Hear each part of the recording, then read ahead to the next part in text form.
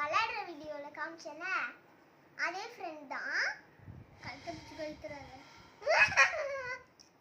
இவன் நம்ம வாழ்த்தனம் பண்ணிட்டு இருப்பான். ஆஹா இவ்வளோ எப்பவுமே வாழ்த்தனம்.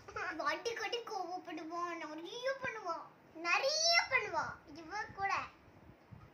இப்போ நம்ம கிளாப் சாண்ட்விச் பண்ண போறோம். அதுக்கு தேவையான பொருள் 2 பிரெட், அதுக்கப்புறம் cheese, next onion cheese batter, onion, அப்புறம் டொமேட்டோ, கேப்சிகம், இது வந்து குக்கும்பர், இது வந்து கேப்சிகம்.